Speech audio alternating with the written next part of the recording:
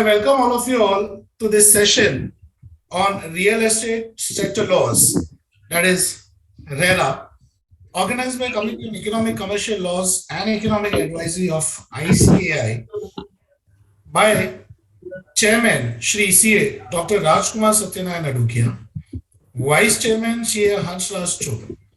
This initiative will help the participants, the members over here, to understand the RERA laws, its practical applicability in the profession, how to have clients and how to guide them for taking it ahead.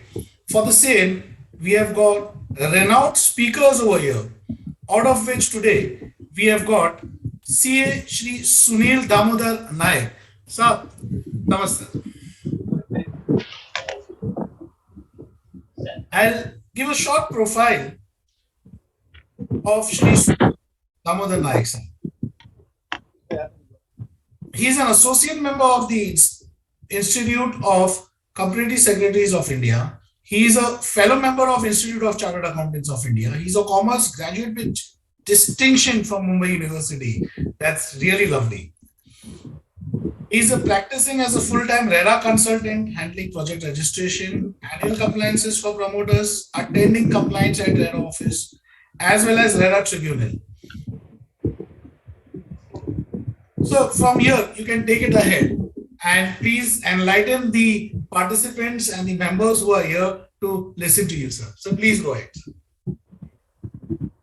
Thank you so much, Dr. Salim Khan.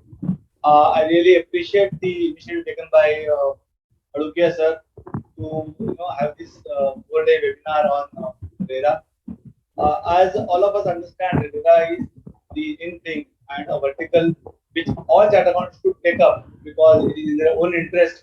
There is a professional practice. So, just to give an example about myself, I was into practice for the last 40 years of my life, and I have shifted to RERA practice in a totality way. So, I am right now not into the traditional practice, but I am full time into RERA practice. And honest to God, it has been really rewarding in terms of the experience, in terms of the monetary gains, as well as in terms of the status also. So, friends, you have a vertical here which everybody should explore in the interest of your own profession, your own status. Friends, the topic given to me today is the real estate and the laws applicable to real estate. So it is not only RERA what I am supposed to talk about, but it is RERA plus other laws also. So friends, let us understand all the laws, rather some of the laws, because all the laws cannot be covered in a session of 2 hours. It will be difficult to cover that in a short period of time. But I try my best to make all of you aware of the laws which directly affect real estate and the importance of real estate vis-a-vis the economy per se, and why it is important for all of us to pay attention to what is going on in real estate. So let me just start my presentation. Give me a minute because I am not that tech savvy, so I have to get my assistant here to get it started. Just give me a small time.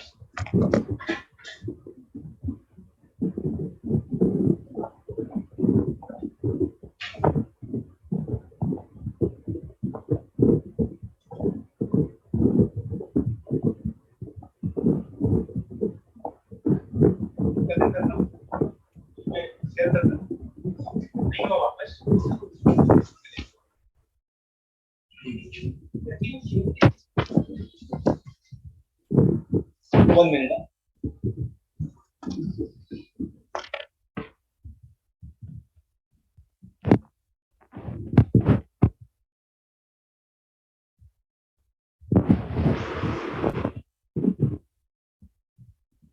Friend, basically the real estate laws which are applicable to the entire economy. Of that, now RERA is taken precedence because RERA is the law.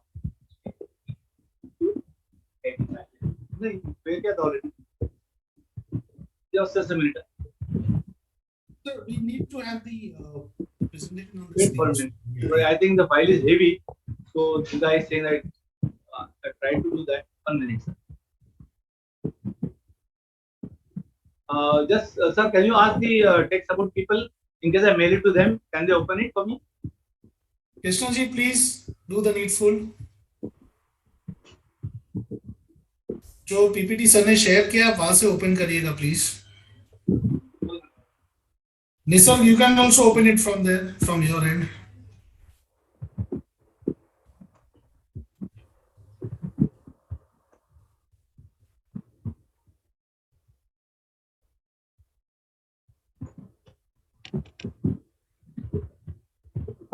Yeah, it started, sir. Yeah, sir, it is started. Yeah, correct. Fine. Right. So now let us start with the presentation. So friends, first let us understand what is real estate, because real estate is a generic term which is used in a very uh, loose manner by a lot of people. So going back to the definition of real estate, it is defined as land, including the air above it and the ground below it, and any buildings or structures on it. It is also referred to as realty. Now, what it covers? It covers residential housing, commercial offices, trading spaces, the theaters, hotels, restaurants, malls, retail outlets, industrial buildings, purchase, sale of land and development rights, and infrastructure development. Which means that anything about a immovable property, whether it is land, rights in the land, residential housing, commercial offices, shops, trading malls, industrial buildings, all of that is termed as real estate. So now we are talking about a very large chunk of the economy and economic activities happening in the country. Going further, now, what is the importance of that? Now, real estate in the parlance of the economy. Now, if you have to understand that, what importance it plays is it is the second largest employer of the country after agriculture. So, after agriculture, this industry generates maximum number of employment. Then, about 250 ancillary industries, the cement, steel, brick, timber, etc., are dependent on the real estate. It contributes 7% of the GDP. The present size is estimated around 200 billion. Between January and September, we have got investment of 3.3 billion coming in into India. In the third quarter of 2021, the investment increased by 7% on year-on-year basis. The investment registered in the first 9 months of 2021 stood at 2977 billion, as against 1534 billion in the same period last year. So almost we have got 100% growth happening in terms of the investment. So this industry is going at a very brisk speed and it's going to accelerate much more in time to come. Going further, now, what is the future outlook? Well, why this webinar is important is to understand what is going to happen in the future to this industry. So, this industry is wanting to satisfy 1.3 billion Indian population. So, there will be a increasing growth demand all the time. It cannot go down because there is such a big amount of population which wants real estate for their residence as well as their occupation. Then it is expected to touch US 1 trillion in market size by 2030, up from 200 billion, which means you're talking about 5 times growth in a span of 9 years. Then it's going to contribute 13% to the country's GDP by 2025. It's going to be a very major chunk of the economy in India. Then it says we are supposed or we are expected to raise 3.5 trillion through infrastructure and real estate investment in 2022. The numbers are mind-boggling. We are expected to deliver 46 million square feet in 2022 and 125 million units of affordable housing are required by 2030 to meet the growth in the country's urban population.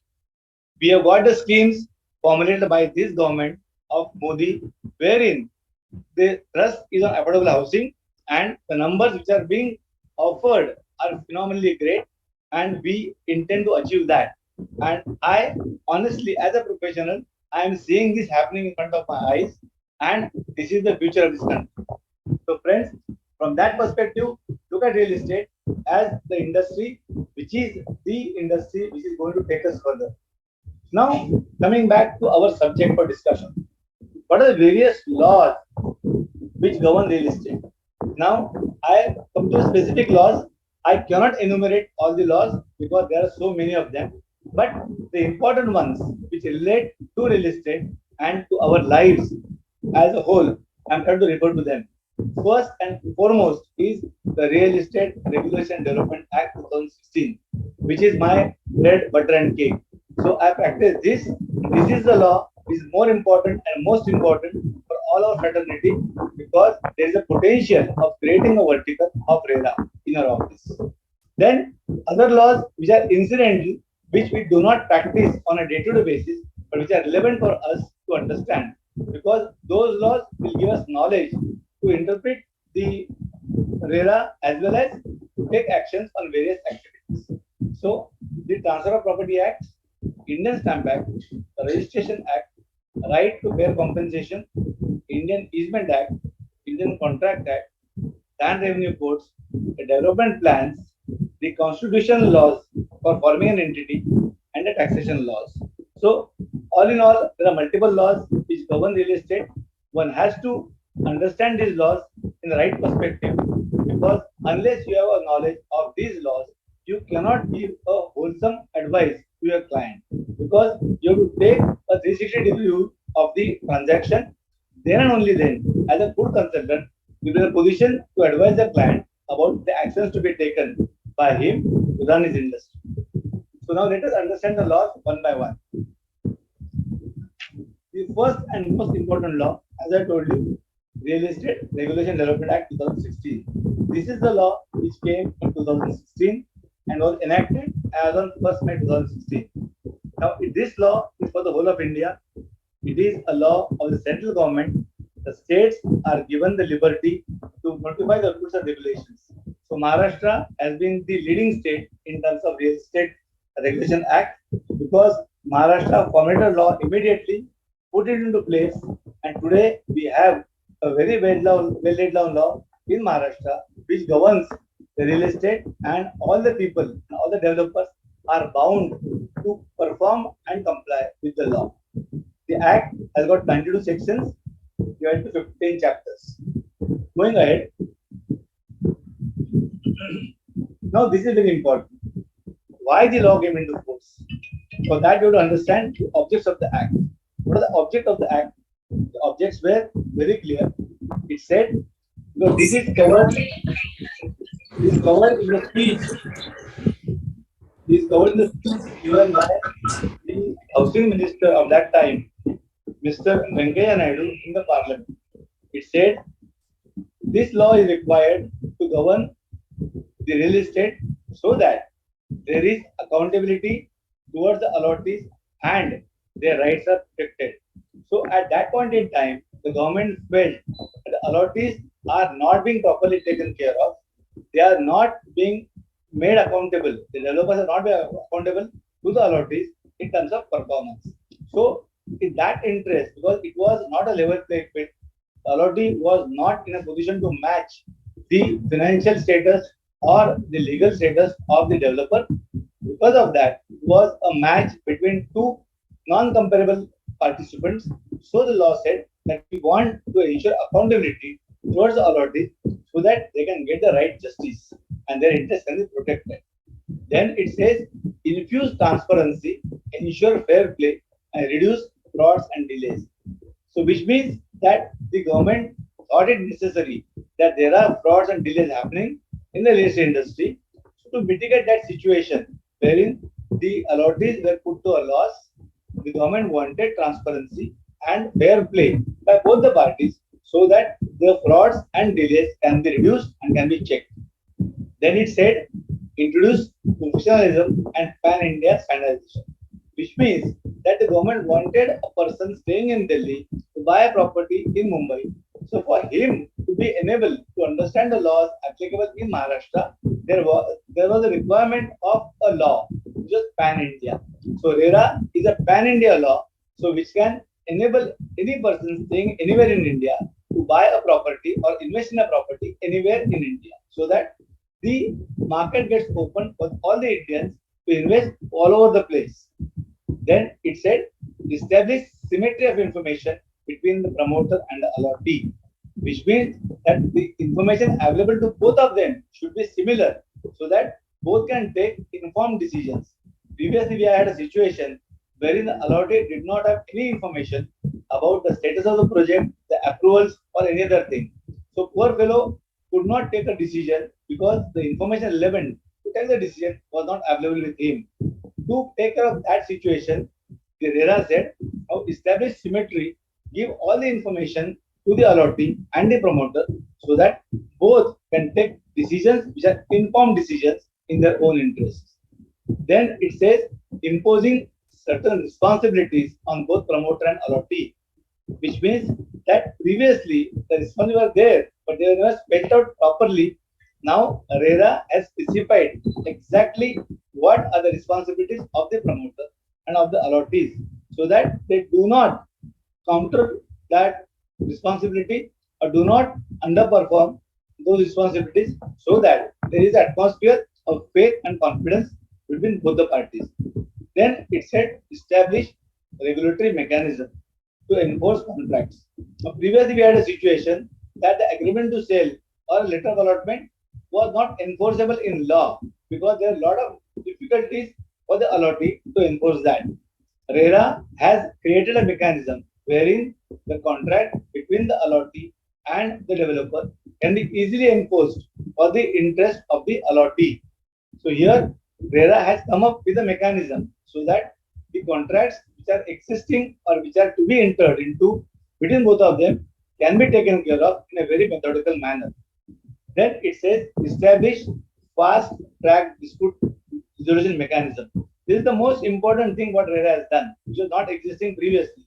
Here we have got a mechanism of settling the disputes between the promoter and the allotee in a very time-bound manner. We have got the conciliation forum, then we have got the RERA authority, then we have got the RERA appellate tribunal. So all these three mechanisms make sure that immediate action is taken on any dispute and it is redressed at the earliest possible convenience. So now for the allotee or for the developer for that matter, there is a mechanism in place wherein it is not protracted litigation, it is a very fast dispute resolution system wherein both can get a situation wherein the dispute is heard by an authority and a legally enforceable order is passed is binding on both the parties. All of this mechanism was put into place for the simple reason, this is the last thing, promote good governance in the sector, which in turn would create investor confidence. So the whole purpose of getting RERA was to create confidence in the mind of the investor so that when the investor wants to enter the market, he should feel safe that yes, there is some mechanism which will protect him from any eventuality in the future in case something goes wrong. So RERA is the mechanism, the law, which is put in place to protect the allotee and to discipline the promoter in such a fashion that the real estate functions in a very smooth way. Friends, as a chartered accountant, it is our duty to understand the law, to educate our clients, to educate the allottees or the developers, as the case may be, make sure that they have all the actions taken by them within the parameters set by RERA. They do not contravene any of the provisions of the Act and live peacefully in the interest of both of them. So here our job becomes very important because we are the people who can understand this law. But this law has got a lot of implications, financial implications, as well as performance implications. So here is a law which is to be addressed by all the chartered accountants in their own interest, so that they make sure that this vertical becomes functional in their office. Going ahead.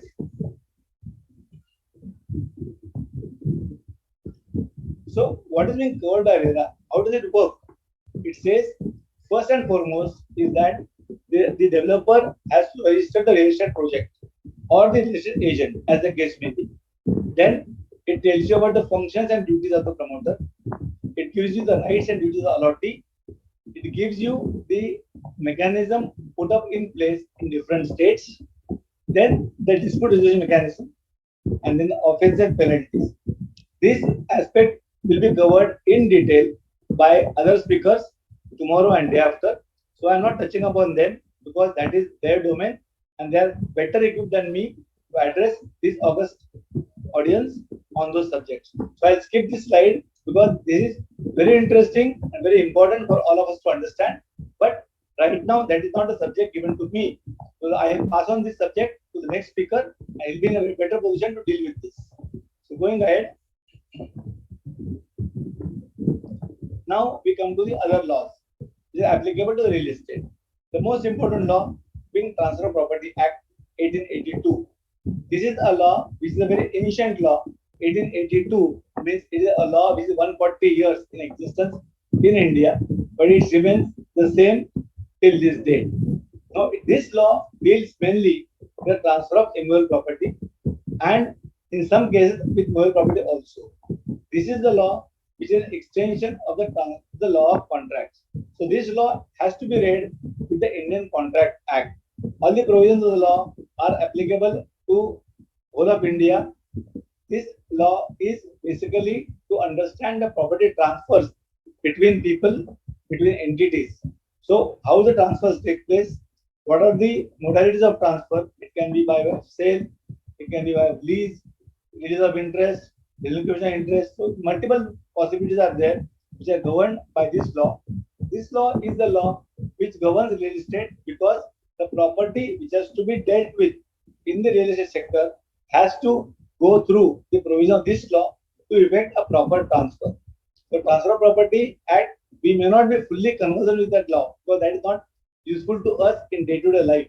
But to the extent it is required to understand RERA, I will request this audience to make it a point to at least read those provisions which are applicable in the context of RERA so that they are equipped better to understand and advise their clients about the transfer of property. Going further, the Indian Stamp Act, because now any property which has to be transferred has to be stamped, has to be properly registered. That is the law of the land. So this law, which came in 1899 by the British government, the purpose of the law was to generate income by stamp duty for the benefit of the state government. So the liability to pay stamp duty by the transferor or the transferee was laid down under the Indian Stamp Act. Now the document which is stamped only acts as a valid evidence in a court of law. So in a court of law, if you want to admit any document, then it has to be properly stamped. If it is not stamped, then it becomes an invalid document. So friends, when you deal with real estate, make sure that all the documents that you are creating are properly stamped and they are properly registered. Unless they are registered and stamped, they will not become a matter of evidence for you to justify your actions in any court of law. Then, Stamp Act also makes payment of stamp duty on some documents compulsory, which in turn makes these documents legally valid and authentic. Which means unless you have the documents properly stamped, they are not termed legally valid. So you may enter into a dispute presuming that you have got all the documents with you, but at the end of the day, you may find yourself in a very awkward situation wherein the documents which are supposed to be stamped under the law have not been stamped by you, and then the document is termed as an invalid document by the court. The rate of stamp duty is prescribed by each and every state. We have got situations wherein the documents are to be stamped in a particular manner at a particular rate, but there are situations wherein the state governments give some sort of concession to the transfer or the transferee so that the transfer or the transferee, his burden of paying of stamp duty is reduced to a certain extent. To give an example, today in Maharashtra, we have got 1% concession in stamp duty for people who want to register the flat in the name of a lady. So, in case a lady in Maharashtra wants to buy a property in Maharashtra in her individual name, then in that case, the stamp duty, there is a 1% concession being granted to that lady. So, some situation of this type is created by the state government. We had a situation sometime back in the COVID period where the government had reduced the stamp duty by 3% to make sure that all the pending documents come for registration, stamp duty is paid on that, and the collection which is pending for a long period of time gets collected for the benefit of the government. So here the government can make rules make amendments to make sure that the stamp duty is collected properly. At present also, there is a concession being granted by Maharashtra government in terms of stamp duty. So for the old documents which are not stamped properly at that point in time, the demands are still pending. Government has given a scheme wherein you are eligible to pay the stamp duty without paying any interest or penalty, and the circular to that effect is already issued by the Maharashtra government. So stamp duty is a law which you should know, though you may not practice in that law, but to understand what is the liability of your client towards the government, you have to understand the law. At least those provisions which are applicable to you, you should be having a first-hand knowledge of those provisions, which will enable you to understand the implications of your liability on any valid document.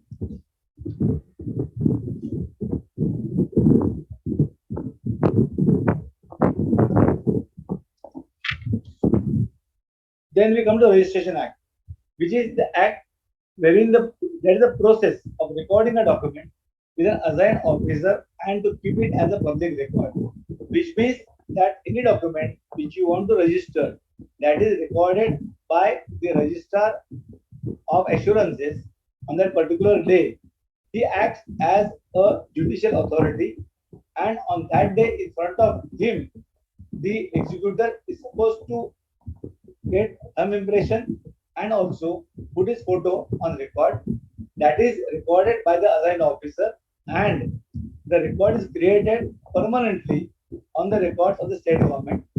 This law is basically to consolidate the law related to registration, and it provides the method of its registration. Now, it was implemented to provide discipline and public notice concerning transactions in relation to animal properties, which means that all the transactions which are entered into in terms of animal property, the government wanted some mechanism wherein all the documents come to a specific place and they are registered, they are notified, so that the government can look into the documents whenever they feel like and make sure that the dealing parties are complying with the law.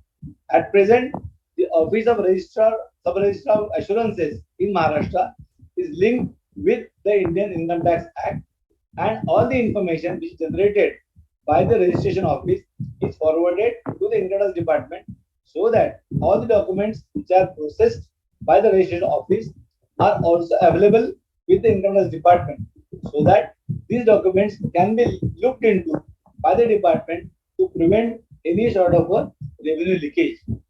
This act provides for the mandatory registration of certain documents to protect them from any type of fraud, which means that a document to be signed by me has to be executed by me only, so that the officer concerned will make sure that my Aadhaar card, my PAN card is taken on record. He will match my photo with the photo on the Aadhaar card. He will match my thumb impression with the thumb impression given on the Aadhaar card, so that the identity of the person is properly taken care of, and there are no bogus people who execute document on behalf of somebody as a benami. So this is a process when all the benami things are taken care of. The identity of the person is well examined, and only after confirmation document is lost for registration. So this is a law which is not very heavy in terms of the expenditure concern, but it is a law which makes sure that all the transactions about the real estate are captured at one stage and they are recorded at one point in time, so that they can be referred to anytime in the future by any of the revenue authorities, or for all that matter, any other authorities. For example, you have a situation that under PMLA, the PMLA authorities can visit the office of the registration and make sure that whatever document they require about a person can be obtained from them. So this office, though not important from the perspective of expenditure, it is important from the perspective of record keeping and for the government to monitor the activities of all the Indian citizens. Now, this act, the registration receipt, acts as a valid proof and aids a person in taking a legal action during any dispute. So once a document is registered, that document becomes a valid proof for you to litigate to protect your interests. Then, now this document will ensure transparency in the deals.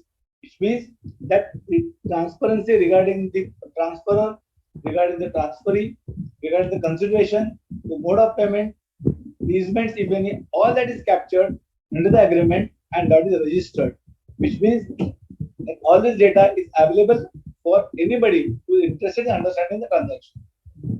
Further, it is easier now to find out if there is any impediment or ongoing litigation with regard to a property if the document is registered. So when you are purchasing a property, if you go and take a search of the registration office, you will come to understand what are the transactions done in that property by other people in the past. So you can establish the title link and make sure that the title to your property is proper and clear. So to enable the purchaser or the transferee to get a proper title, registration office is very important because it will store all the data about the property so that the intending purchaser is not put to any inconvenience or any loss because of non-available information. So all the information about the property is made available to the purchaser or the transferee so that he is not put to any disadvantage in the future or does not have to face any litigation which is not known to him.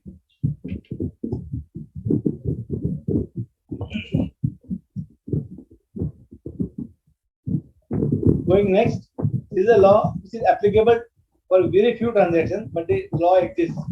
Right to fair compensation and transparency in land acquisition, rehab, and resettlement. This is a law basically brought in by the government to make sure that people who are suffering or are aggrieved by any actions of the government of acquisition, rehab, or resettlement get a fair compensation. To give an example, in Maharashtra, we had a situation of the Koyna Dam. When the Koyna Dam was constructed there, a lot of people were displaced because of that dam. So to make sure that those people get their source of living, get their accommodation, get a fair chance to reestablish themselves, this law has come into play. This law is basically for everything related to government and infrastructure. For example, now in Maharashtra, we have the Samruddhi road coming up, or the coastal road coming up, or the Mumbai Navashava link coming up. All those projects are going to displace a lot of people who come in the way of the development. But to mitigate their losses, the government has established this law wherein the aggrieved party has got every right to go to the government and make sure that he gets a fair compensation. The compensation is properly defined in the law. Eligibility of the person to get the compensation is defined in the law. There is total transparency about who is the beneficiary, who is supposed to get it, how to process the application, what is the mechanism by which he can put up his claim, what is the mechanism to process the claim, what is the mechanism to pay the money. All that is laid down in this law, which is enabling the development of infrastructure. For example, the development of the new airport in Navi Mumbai is because of this law. So this law is giving a fair compensation to all the affected people to make sure that they cooperate in the development of that area, development of the government projects, and make sure that there is no loss to them also. So this is a law which is very fair law, a beneficial law for the people at large, and further it is a law which enables the government to acquire properties to make sure that the projects do not get affected by unnecessary litigation by the affected people. This is a law which is being practiced in Maharashtra in a very proper and transparent way to make sure that the growth of this state goes on fairly and properly. Similar laws are also implemented in other states so that the states also develop at their own level. So this law, central legislation, makes sure that the process of compensation to the affected people is done in a transparent manner. So a small request before we go ahead. Yeah. Small request. If you could see the chat box, there are two questions that has come up. Okay. One question is from Mr. Utsav Hirani, and another question is from Anil Kumar Mehta. If you could attend those two questions, if it's with the flow of what you are explaining. I'll take them at the very end because that will be better for me because my flow will not be. Absolutely, sir. Absolutely. I will have sufficient time. Hello. I'll be having sufficient time, maybe 25 minutes or 20 minutes at the end of the session. I'll take up all the questions. Take it, sir. Done. let me continue. Thank you. Yes, please go ahead. Then we go ahead with the Indian Easements Act. But this is the act which is act basically to permit utilization of the lands or property which is not owned by you. So easementary right is a right possessed by the owner or occupier of the land on some other land, not his own. The purpose of which is to provide the beneficial enjoyment of the land.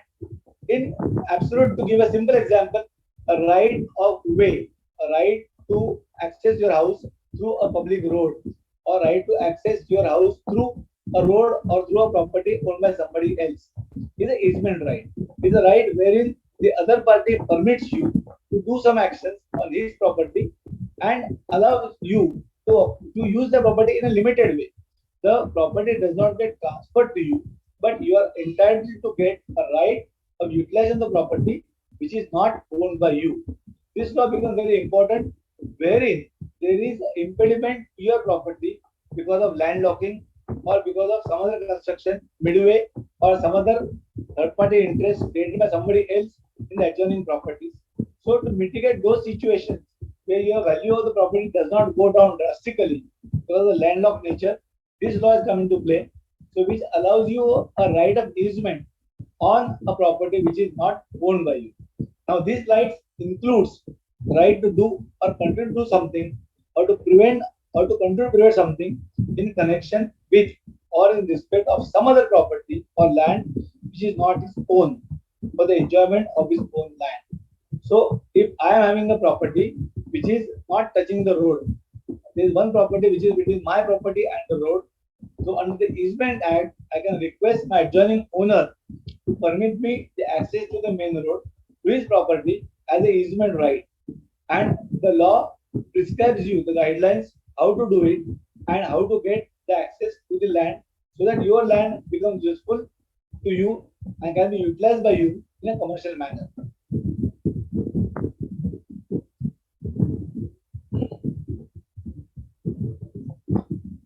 Now the law which we have learned when we started our CA practice, the Indian Contract Act, is a very basic law enacted in 1872, a law which is 150 years old. This law is basically covering all the contracts between any two parties or multiple parties also. It is a law which says agreements must be kept in the sense that whatever you agree, you must perform. This is the law which makes the performance obligatory on the part of the contracting parties. So a contract is an agreement or an understanding between two or multiple parties to perform an action of in a disciplined manner, in a determined manner. So the law of contract is very important as far as criminal property is concerned, real estate is concerned, because that is the law which is going to give both the parties right in terms of the property. So the Contract Act prescribes the conditions to be performed by each one of the parties in the interest of themselves as well as other parties. Give an example, an agreement to sell between a developer and a buyer. It is an agreement under the law of contract. The developer is required to perform certain obligations which are laid down in the contract. The purchaser is required to perform his part of the obligation which have been laid down in the contract. So this contract is a binding document between both the parties, and in case of any litigation, that contract will be surfaced and will be interpreted by the law to make sure that no undue advantage is taken by any of the parties about the other party. Section 2E of the Act says every promise and every set of promises forming consideration for each other is called an agreement. A promise is an accepted proposal. It also provides for types of contracts.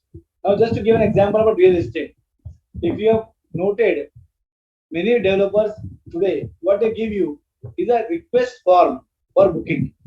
The new thing which has come in the market, wherein the allotee is requested by the developer that you fill in a form with your particulars is a request form, which means that the allotee is making a request to the developer that he wants to purchase a property. The terms and conditions are already pre-printed. Developer has got it ready with him. He just puts in the name of the allotee, puts in over there. That form is only signed by the allotee. It is not countersigned by the developer. Now, under the Indian Contract Act, in my opinion, this becomes a offer letter or a offer being made by the allotted to the developer. It does not complete a contract because under the Contract Act, the offer has to be accepted by the other party in the same manner it has been offered. In case the offer is accepted by the other side, understanding the same situation, then it creates a contract between the offerer and the acceptor.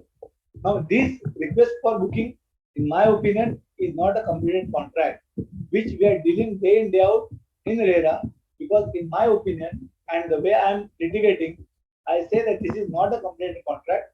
It is only an offer to make a contract, unless the contract is completed by way of allotment letter by the developer.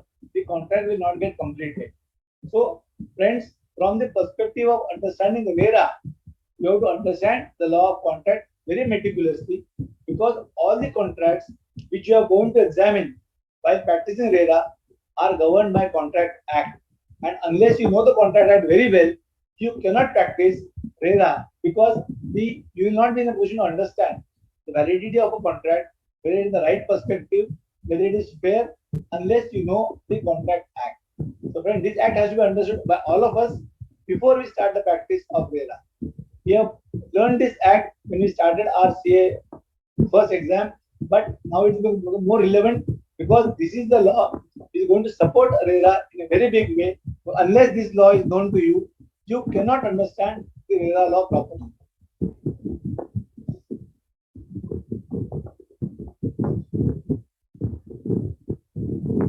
Now, going further, the land revenue codes, because friends, we will be practicing in annual property, of which land is the most important element, because land is the source for generating the FSI or the development rights. So, to understand the land laws is very important, because those laws will govern the status of the land in which you want to develop the real estate property. Now, this law goes back to the olden days of kings and kingdoms.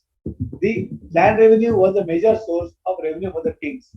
If you have read the history of Marathas, all the time, or the Mughals, all the times the wars used to take place about getting the rights to receive revenue of a particular area.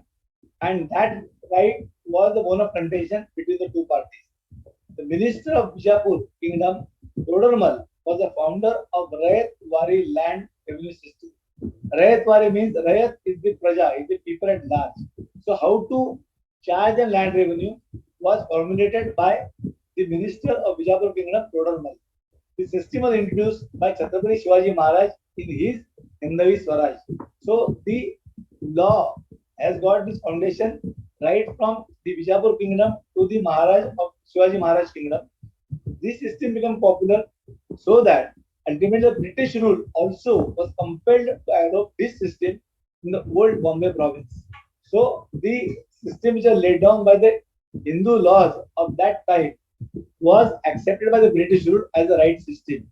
And I can take pride in saying that the present system of preparing and maintaining land records is a scientific form of Rayatwari land revenue system, which means that the system laid down by the Indian rulers at that point in time was accepted as the correct system by the Britishers, as well as it is accepted by the Indian government for maintaining land records. So all the land records are maintained in a scientific form today.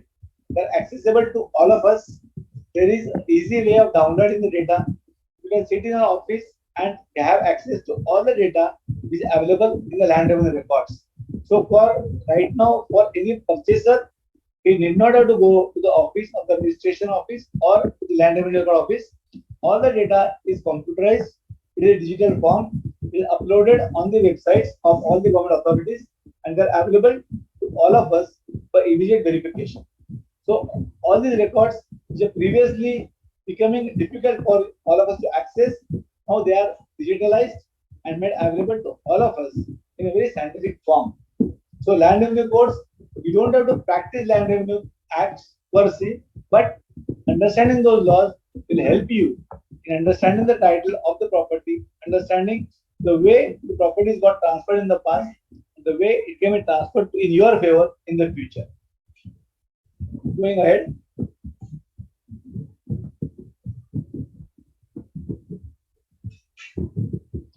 The land revenue codes, if you see the main objectives of the codes, it was to assess and collect land revenue, collection of local sales on behalf of local bodies, collection of court fees, figure of loans, advances, other dues, and all other dues recoverable as areas of land revenue. On this term, we refer to this term time and again in all the laws, these areas of land revenue, which means that this is a term being used for the revenue office to recover any money due from any person under any other law. In nutshell, at present under RERA, if there is an order of execution of recovery against a developer as the RERA authority, then it is also treated as areas of land revenue, which means that you can approach the revenue collector for getting your dues recovered from a developer or from an authority as areas of land revenue. So this law enables the revenue department, the collector, to recover the monies due to the government or due to any other person by virtue of a government order to make sure that money is recovered properly in all fairness and the recipient is not put to any loss. Next, the objective is to prepare and maintain land records related to revenue accounts, which means that all the revenue accounts of all the states are maintained along with the land records so that they become accessible to any person who is interested in knowing this subject. Then it says to exercise the statutory powers endowed under the various states act governing land and its records, the Land Acquisition Act and the various other laws, which means that this law will enable the government to take any decision about the acquisition of a land or about development of a land in a proper manner, preparing the development regulations for a state or for any area so that the land records are in sync with the decisions taken by the government at various levels. The land revenue codes, though not a part of our practice as a chartered accountant, it is important for us to understand that, at least have a basic knowledge so that when any query of that type comes to you, you are in a position to address the query and educate your client about the status of the land vis-a-vis the government revenue records.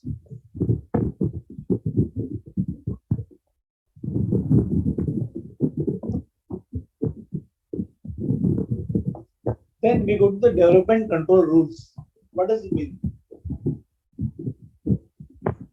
Every state or local body has got the right to make a provision for planning the development and use of land in its jurisdiction, which means that in case the state government wants to lay a road, a national highway or a state highway, then that is the planning done by the state government in its own domain. In that case, this law, PC rules enable the state or the local body to plan the development and make sure that the land required for such purpose is made available to them.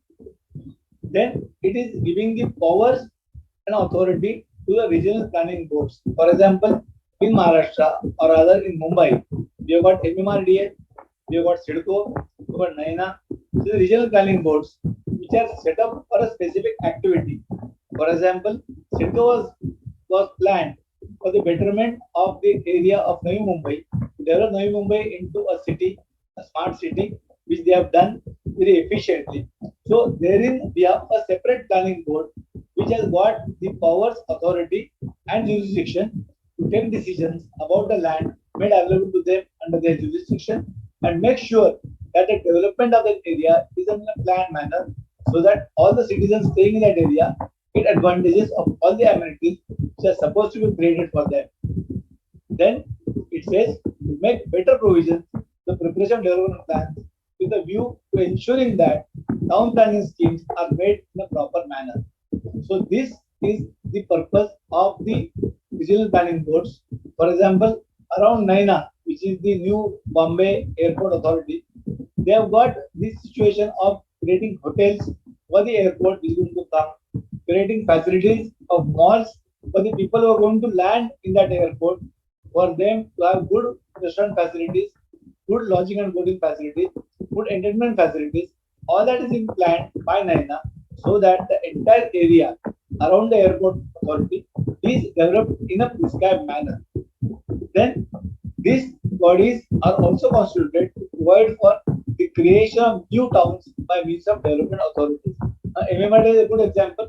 MMRDA at present is developing the suburbs of Mumbai, right from Kalyan up to Karjat or up to Kasara, wherein they are developing that entire township in a planned manner, so that the development is not obscure, it is development for the benefit of all the parties. To give an example, CIDCO was the authority created for planning and development of Navi Mumbai, decided on Naina for development of new airport Navi Mumbai. So here the government has taken decisions to develop a separate area in a planned manner under a planned authority. The authority is given all the rights to make sure that the planning and development is on course with the planning of the state government as a whole. So here, this is a law applicable to all of us because we are the beneficiaries of this development. Sometimes we may be affected by this development, but then you will come to know your rights.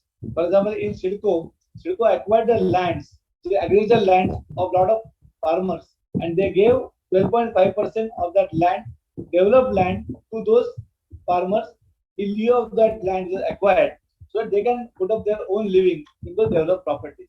So wherein the structure is laid down is beneficial to both the present owner as well as the future owner.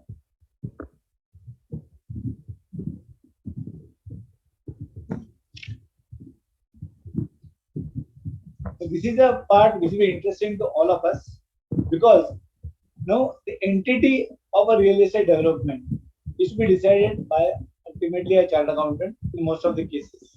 So what sort of an entity you should be having for your client for carrying out a development of any real estate property? So you can have a proprietorship concern, you can have a partnership as defined under Indian Partnership Act 1932, you can have a LLP as per this act, you can have a company as per the Companies Act, you can have a cooperative society, you can have a trust. Now, friends, this is your domain because we understand all this in the right perspective. Because we understand the tax implications of having an entity.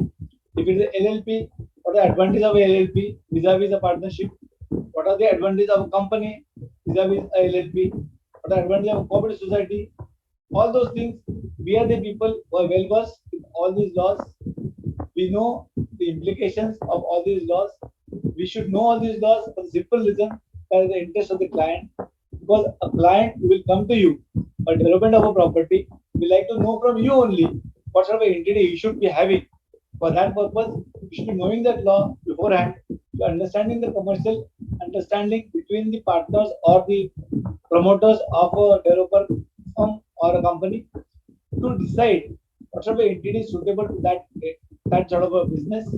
So all that constitution creation is our domain, which we do day in day out.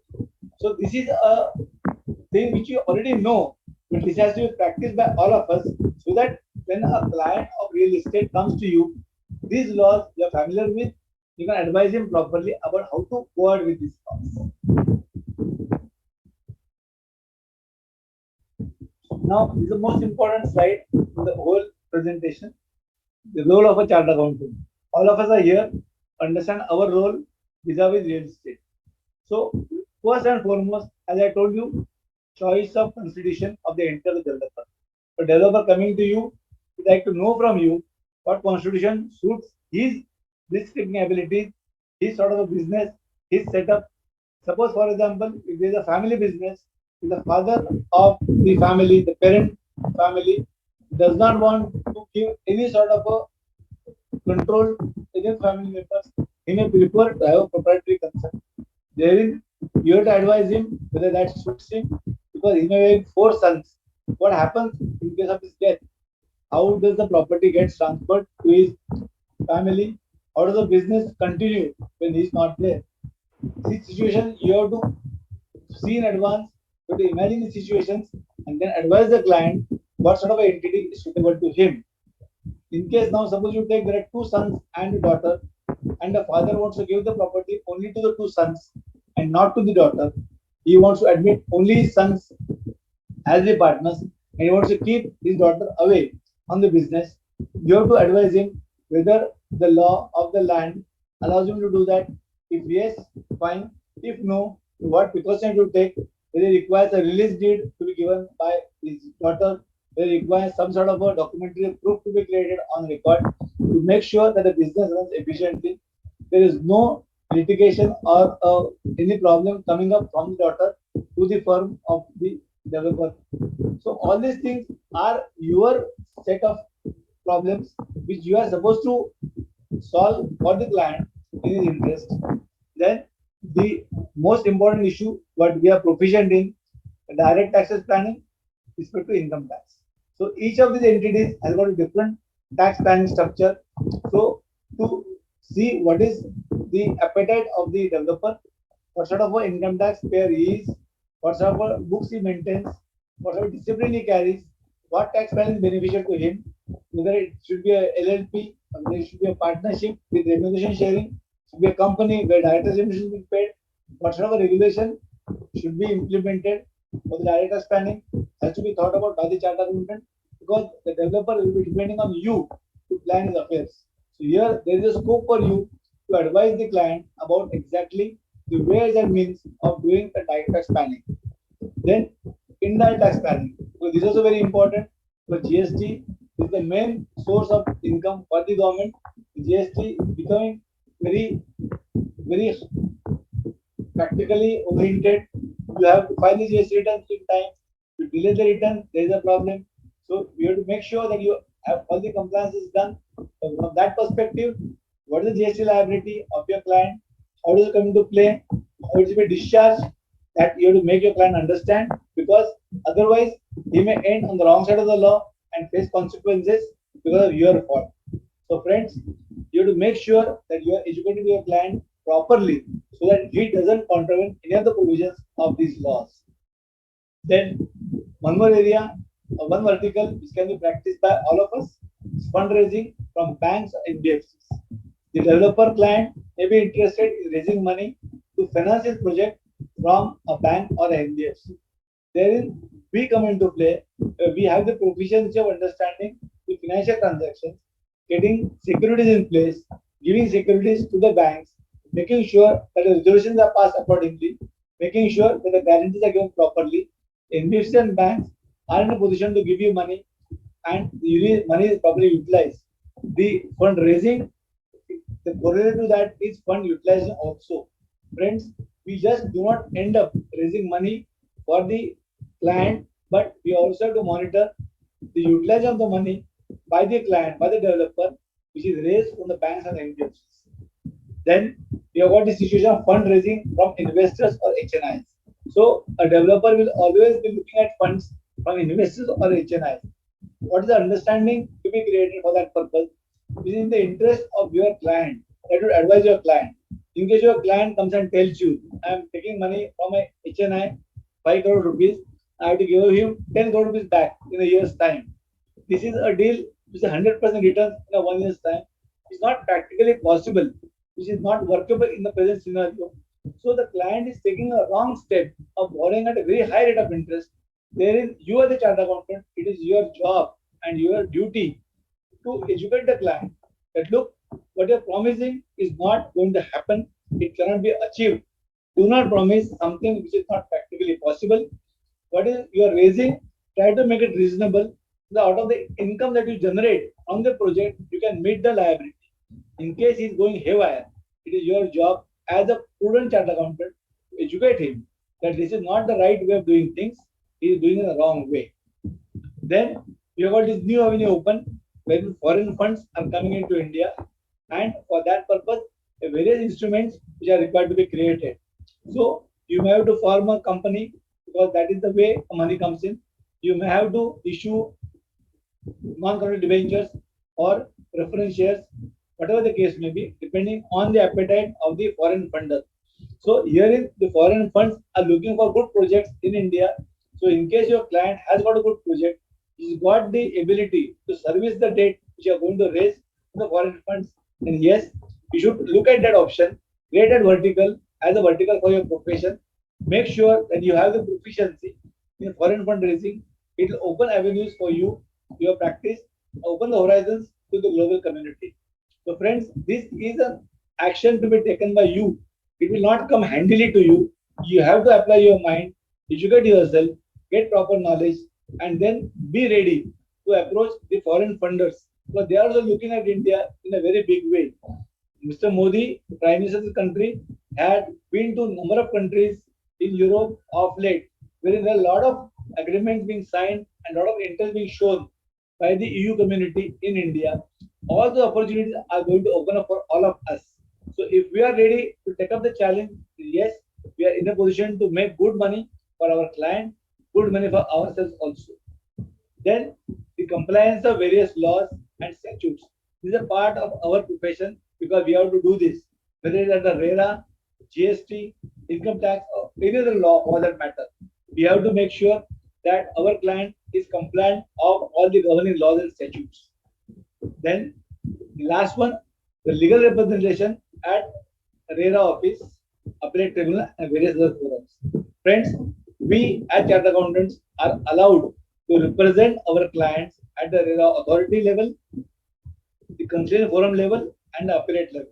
So we are competent and we have been accepted as competent by the RERA authority, wherein this is a vertical which is getting added to our profession, wherein we can litigate on behalf of our client in front of the RERA office as well as the appellate tribunal.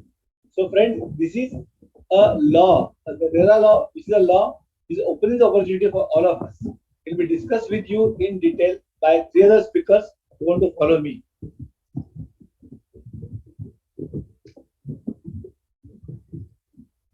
Now I am taking a case study. I think I have got 15-20 minutes more to take up. So now this case study I put across to you to enable you to understand how these laws come into play in real life. Now we have got a case wherein the developer approached the CA office with a proposal to redevelop a plot owned by a cooperative society. Now this is the starting point that the developer comes to you and requests you that I want to develop this property owned by a society. I want your help.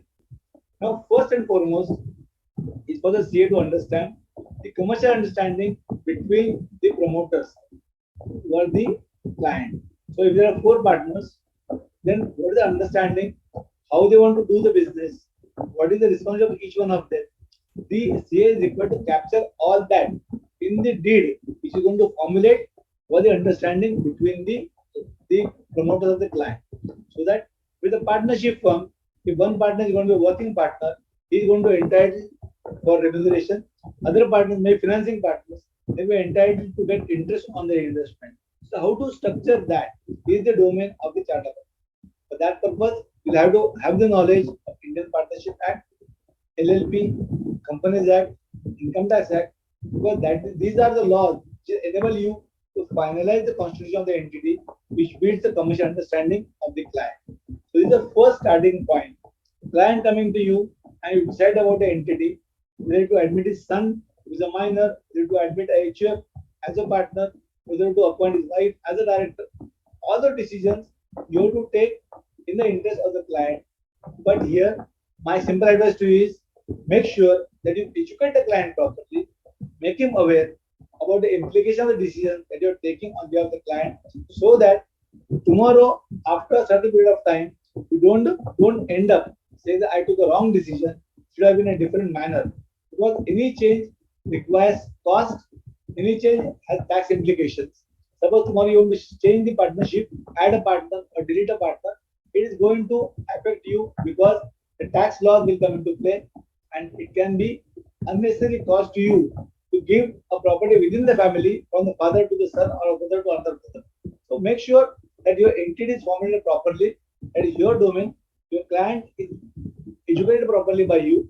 You make sure that he understands what you're doing in the interest of the client and for the long-term understanding to complete the project. Then the CA has to plan the entire project financial mechanism. You should educate the developer about the tax implications and the Income Tax Act and GST Act. You should assist in raising finance from banks, NBFC, and private investors. Assist the developer in documentation.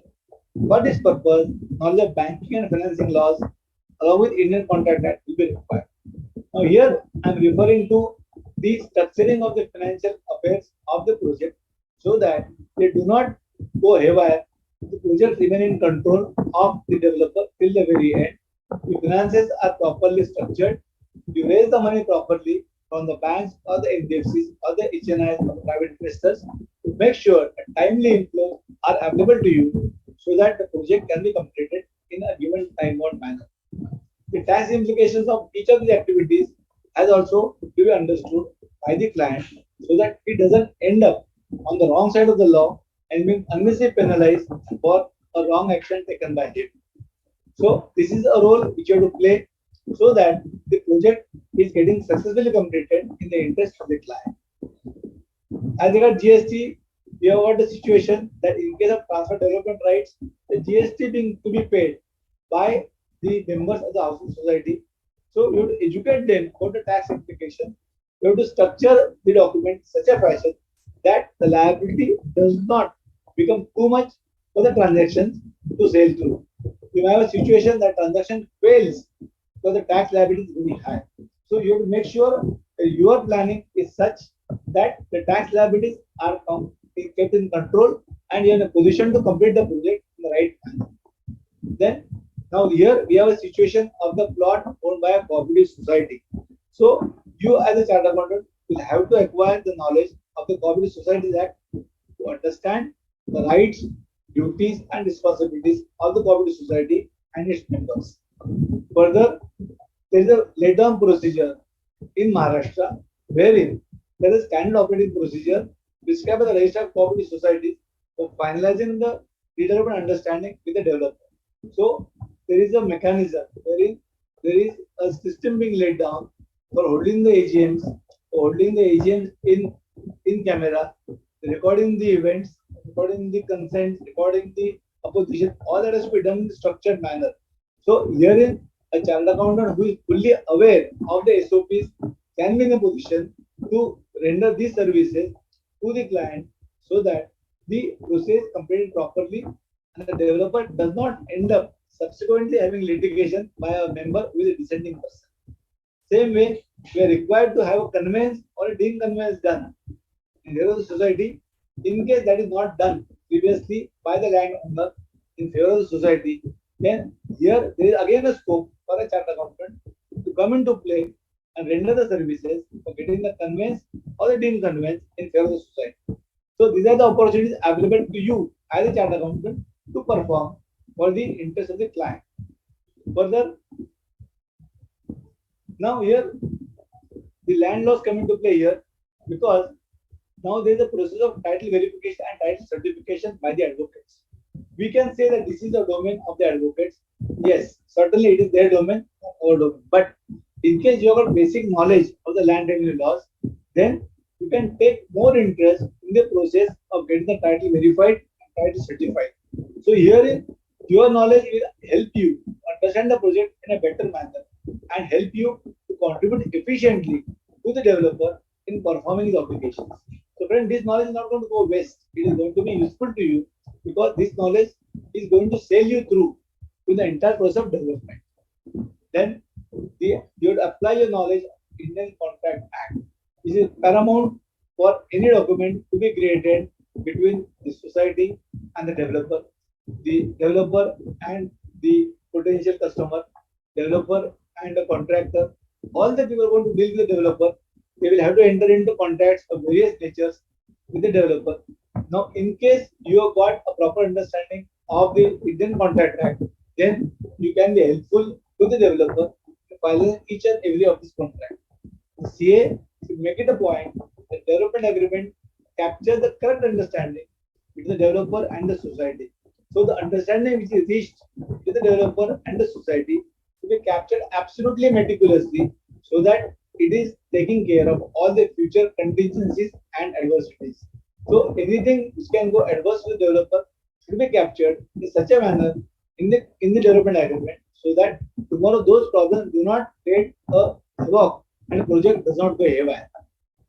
Next, the CA should understand the provisions of Stamp Act, Registration Act for adjudication of the stamp duty required to be paid on the development agreement. In the agreement to be executed, it to the society and the developer is the implication of stamp duty and registration charges. So, for you to pay the correct charges, knowing what is the implication of the law, the updated about the relevant provisions to pay the correct stamp duty, that will help your clients to discharge his obligations under the Stamp Act and the Registration Act in a proper manner.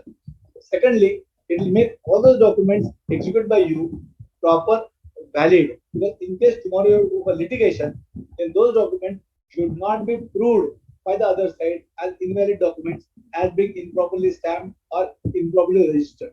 So, friends, here is a small thing but very important from the long-term perspective. The CA will have to look into all this for the simple reason to protect his client from any eventualities of adversities in the future.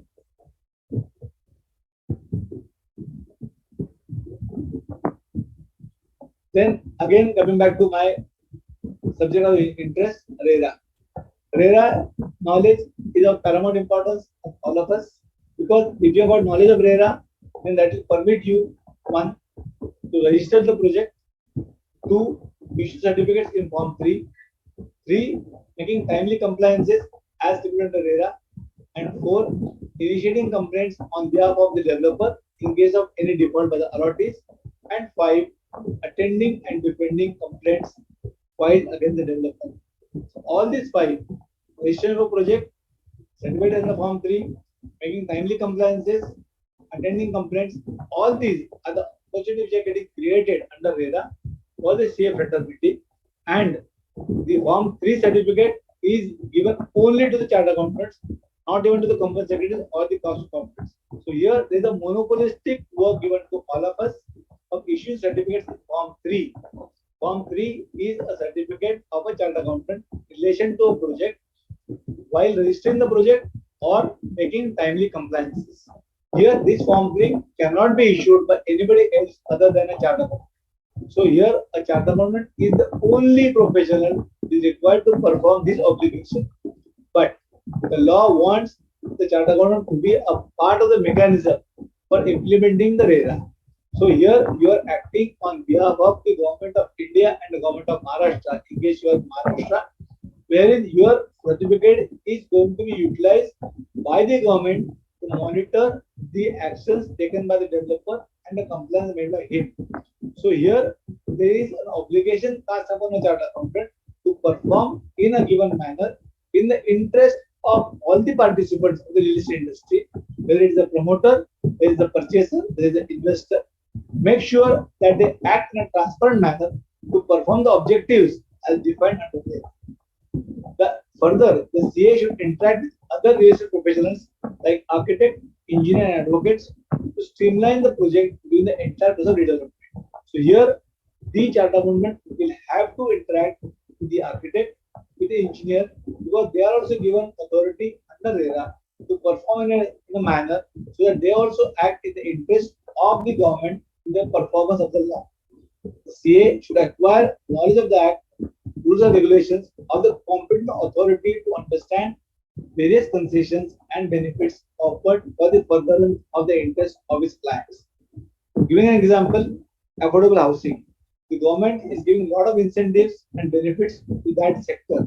So the chartered accountant should be aware about what exactly is that affordable housing, what is the definition of that, how to take advantage for the benefit of the developer client so that he gets all the concessions and benefits offered by the Indian government and the state government to the developer. So all these laws, knowledge of that laws will be important for all of us to practice in a better manner and to service the real estate sector in such a manner that the sector benefits from our professional services, and in turn we benefit monetarily by virtue of the service that we have rendered to them. I think I am done with my presentation. Thank you so much to all of you for being patient listeners. I think I have tried to communicate to the best of my abilities whatever knowledge I have got about real estate laws. About the RERA, I do not speak much because now that is being offered another speaker tomorrow and day after, and they are eloquent speakers who have been with me as team members in other seminars. So they will take the subjects in a very proficient manner and deliver the exact results to all the attending fraternity. Thank you so much. Thanks for the patient hearing. So there are a few questions. If you go through the chat Go ahead. box, Yeah. if you could attend those questions, so that would be really great of you, sir. Okay. Please explain the relinquishment rights of deceased person from among family members and legality. Can you explain this to me? What do you mean by this? So see, these questions come in tight. So this is what the Yeah. members. No, he is referring to the rights being relinquished by a deceased person. So whether it was relinquished when he was, because the deceased person cannot relinquish rights. It must have been done by him when he was alive.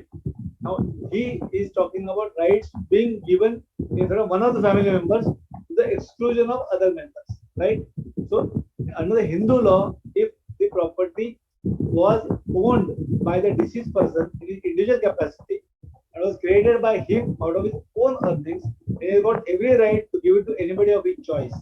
In that situation, he can give it to any family members or even any outsiders also.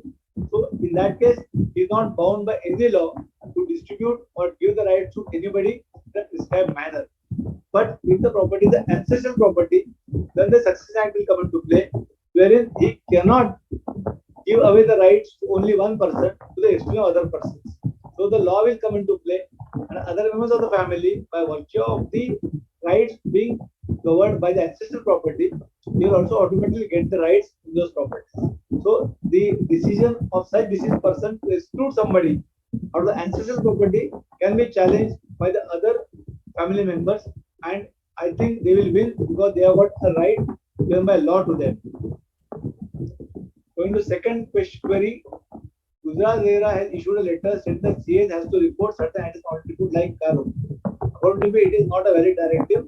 Kindly throw some light on it. Dear friend, see the Gujarat RERA, what they have issued is under the RERA Act. So they have got support of the Regulation Regulation Act. So we cannot challenge what decision they have taken. The reporting prescribed by them, we have to follow them. If you are not comfortable in signing such certificates or such reports, then you may have to leave that work because there will be somebody else waiting to do that work for them. Your suggestion that it is not a valid directive, you have to challenge that with the Gujarat RERA authority.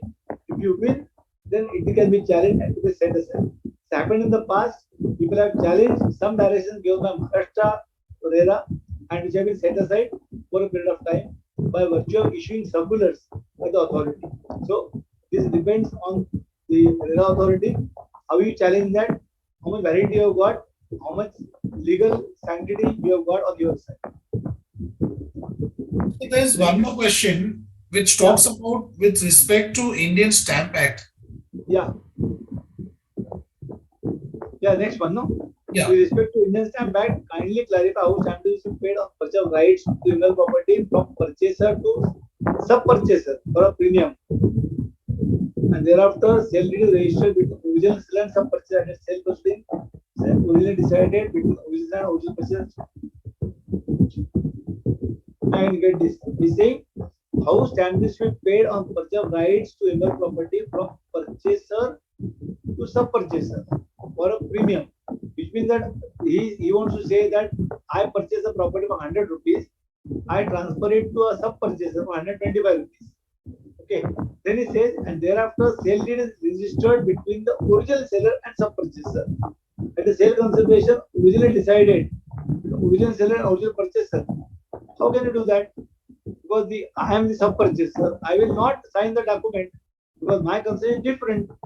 My consideration is 125. So to give me a title to the property, the consideration should be shown as 125. How can you delete the premium? Now he says stamp duty is paid only on original sale consideration decided and not on premium. See, the premium is being earned by the purchaser from the sub-purchaser, right? Original seller is going to get 100 rupees only. This is the agreement between the original seller and the purchaser. Now the second document is 125 between the sub-purchaser and the purchaser.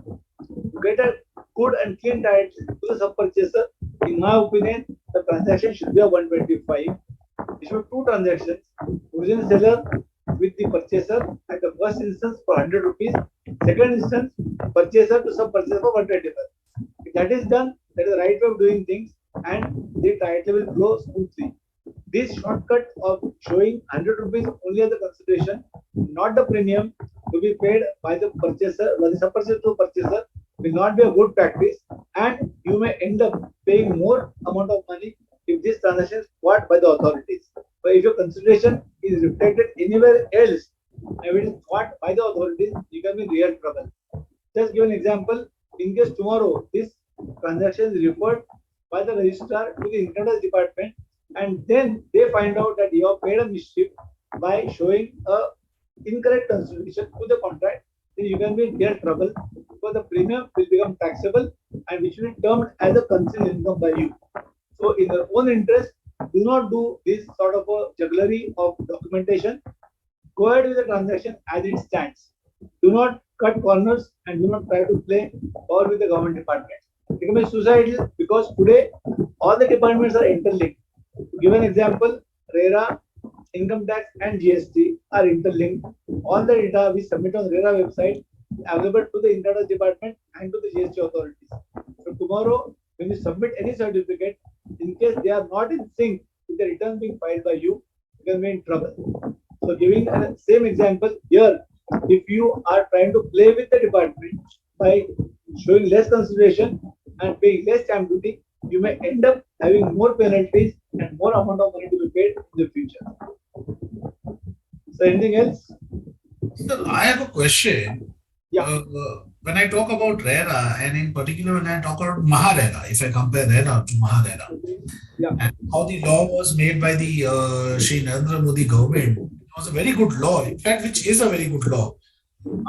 Keep a balance between the developers and the consumers, the purchasers of the properties. But Yeah. how do you take it as to the pre RERA era and post RERA era? Because once in Maharashtra when RERA was adopted and brought, Yeah. the MOFA Act, which was a criminal act, Right. was abolished completely, and from there RERA had taken over. So, what do you feel? Is it a really strong act in Maharashtra when I'm talking about MahaRERA? Yeah, I'll just tell you. See, the law in Maharashtra is being implemented with total trust by the authority. The law is absolutely clear in all respects. The law is being implemented with full support of the government. The errant developers are being penalized. The complaints which are filed under RERA are really disposed of in a time-bound manner. No adjournments are given to the litigants for unnecessary reasons. The process of redressal is fast, is to the point. The orders are uploaded on the RERA website so that you can understand the orders, understand the implications or interpretations by the authority, and make sure that your case fits into the right way to claim redressal from the authorities. So RERA, from that perspective, has been really instrumental in disciplining the real estate community. The developers who never have bothered to put their finances in a streamlined manner, now they are forced to put their money in the proper manner, utilize in the proper manner. And the best part about RERA is that RERA has taken into account the help of the professionals, which is the advocate, the architect, the engineer, and the chartered accountant. They have put a lot of onus and responsibility on the professionals to perform in a designated manner. So, a chartered accountant is required to certify the financial position in a prescribed manner so that the government can monitor whether a project is functioning in the right way or the wrong way. I have got situations wherein my clients in the past, day one of the booking, the money which was received first from the first purchaser was deposited in Tirupati Devasthan in the Hundi. Second money which came was utilized for buying a Mercedes car for the developer. So they were never bothered about the right utilization of the money. The money which is collected from the allottees has to be utilized in a prescribed manner for the project was never understood properly in the right perspective by the developers. So they had the leeway of doing the things the way they wanted. You will utilize the money received from an allottee for purchasing your personal properties. All that was permitted previously under the law, or rather, it was taken advantage by the developer community utilize the money in the manner they wanted. But now, under RERA, the restrictions have come into play. The utilization has to be in a prescribed manner. It has to be certified by a chartered accountant in a prescribed manner. So he cannot take chances. The developer cannot take chances. The project completion is to be given in advance by the developer to the allottee. So that also cannot be changed arbitrarily. The delays are not pardonable. The delays are punishable by way of interest liability or compensation. The delays are punishable by applying penalties on the developer. For non-compliances, there are penalties exigible on the developer. In case your project is not registered, there is a penalty to be paid by you. So all in all, the RERA has tried to inculcate discipline in the minds of the developer, and there is our role becomes very important. We as chartered accountants, if we are well versed with the law, we can educate the developers in a given manner so that they do not contravene the law and it's our job to make them aware. The penalties are so heavy under RERA. If your penalty is levied on you, your project feasibility will go for a toss. So to understand that, it is our job as chartered accountants to educate the client about the exact laws of RERA, how it is to be interpreted, how the discipline is supposed to be performed by him. There is an element of legal discipline. They are required to give the tax properly to purchasers. The performance discipline, when you are required to perform in a given manner, in a time frame, in the interest of the client, in the interest of the allottee, you are required to perform what you have promised to the people. You cannot change or alter the amenities the way you want. Whatever you have prescribed or given to the allottee in the agreement to sell, those amenities have to be given to him. You cannot escape that. And there is a financial discipline, which means that the amount of money that you collect from the allottee has to be utilized in a prescribed manner for the benefit of the project only and nothing else. The chartered accountant cannot dare to issue a wrong certificate or a falsified certificate, because in case it is found tomorrow by the authority, the CA has done mischief. For all that matters, the CA or the architect or the engineer has done mischief, then in that case, the authority can file a complaint with the governing institute, and a complaint will have to be taken up high on board by the concerned institute, and the penal action from the institute may include dismemberment. So a CA issuing one wrong certificate under RERA may be penalized for life by way of dismemberment. So RERA from that perspective is very effective for all the professionals, all the developers also. As far as the economics of the RERA is concerned, for the chartered accountants, as I explained to you, you have got the vertical under RERA, wherein you can render services of registration of the project, issuing certificates, making compliances, and litigating the matter. All in all, lot of opportunities for all of us under there. So I'm trying to convince you that you become a part of this vertical and make sure that you have addition of monetary benefit to your own setup. Anything more? So that is very fantastically answered. In fact, I am sure no chartered accountant would, issue any false certificate, because the training that they undergo and the professional career they see ahead. But sometimes it happens they are cornered by the developers, and it really is tough time for them. So, any guidelines for the participants over here that they should scrutinize these things and they should be very rigid and adamant on certain documents so that the liability is reduced and they are not cornered. Sir, it's very simple. See, here is an opportunity that only offered to you and me as a chartered accountant, right? So no third party, no other profession can do it for you, correct? So ultimately, somebody from the same profession is going to compete with somebody who is existing chartered accountant. So in case all of us have the discipline not to cut corners or not to do this sort of bad practice, then the client will remain with you. And see, the client is going to tell you that in case you are not signing this form, दूसरा बैठा हुआ है वो sign कर देगा. That is something which is bad for the profession. So herein, my request to all the professionals is that do not accept such client. Do not go for short-term capital gain, short-term gains. Instead of that, take a long-term perspective, long-term view. The client has to come back to you. There is no way that he can go out anywhere. You're the only person who can issue the certificate. because an institute regulates this mechanism. The mechanism is regulated by RERA, so nobody else can do it.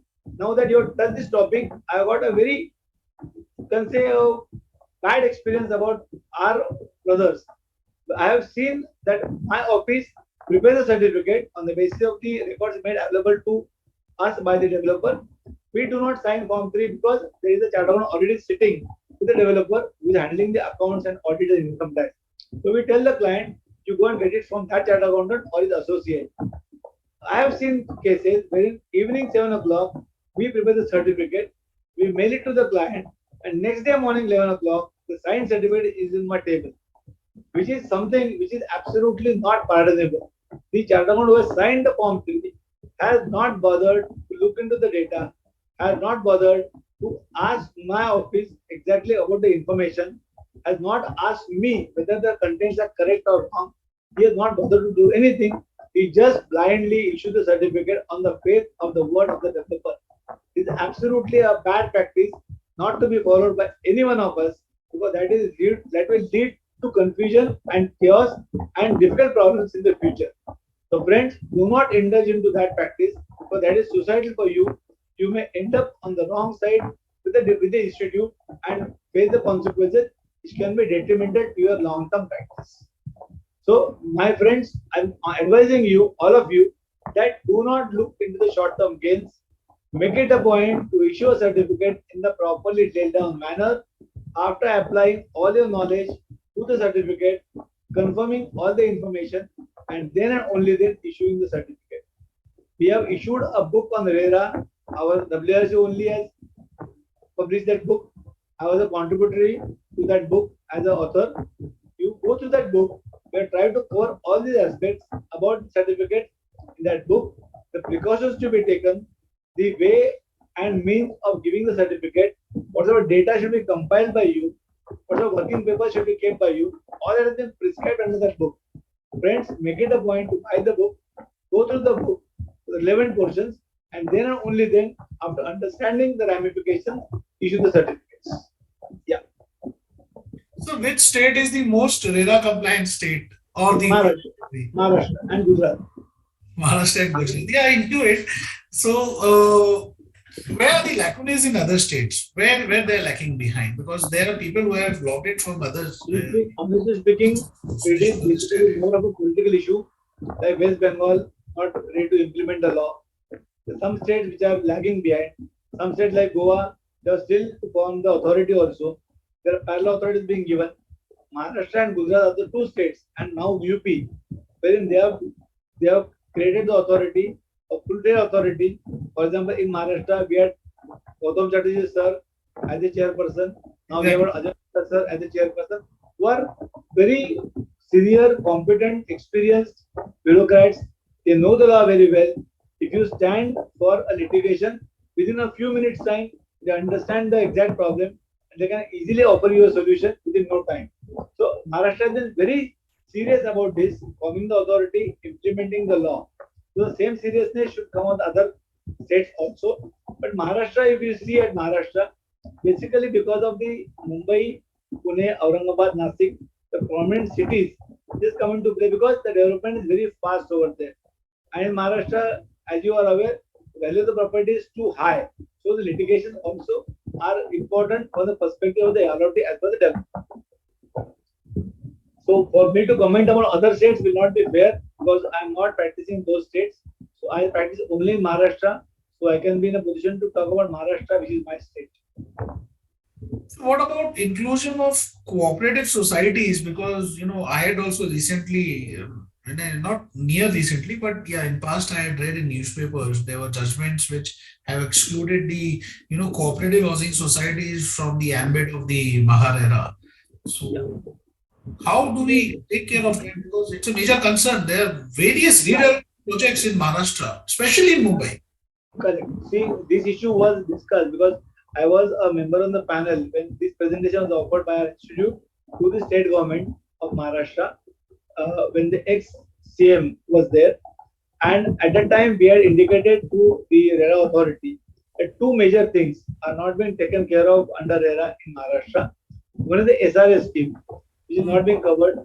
the SRA portion of that scheme by RERA, and secondly is the repairs and redevelopment scheme, the RR scheme, which is the rehabilitation scheme of cooperative society, is not being taken care of by the RERA authority. The government had promised us that they will look into that and try to include these two things also in the RERA mechanism. But so far, unfortunately, it has not been done. The cases you are referring to are cases wherein the authority has said that in case of a redevelopment of a cooperative society plot, that case, the cooperative society also is a promoter because it is a beneficiary of the transactions of redevelopment, which means that whatever the outcome of the redevelopment, it is being shared by the society with the developer. So therein they do not become allottees because they are a part of the profit sharing process.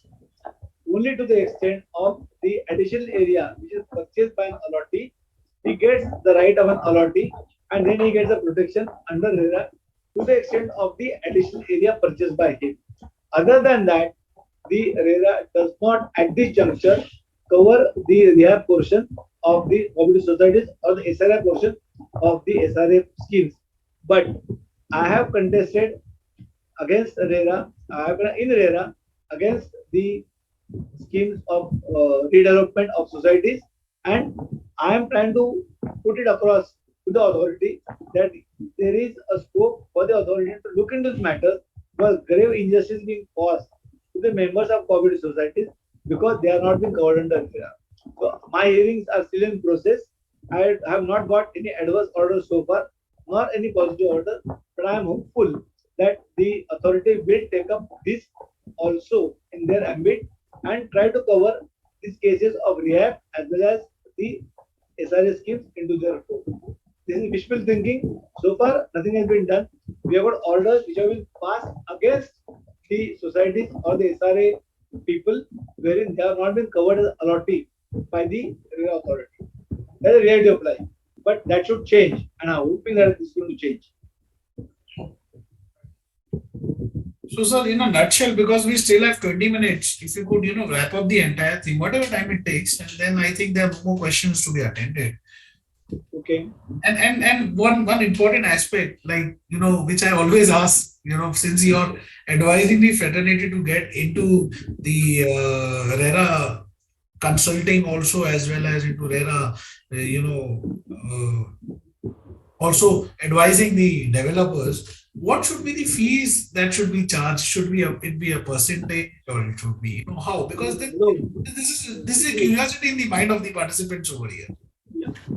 Very, very pertinent question, very difficult to answer because, see, the fees have to be charged on the basis of the contribution that you make to the developer in terms of implementation of the project. See, here now, I'll just give you an example for the benefit of the chartered accountant attending.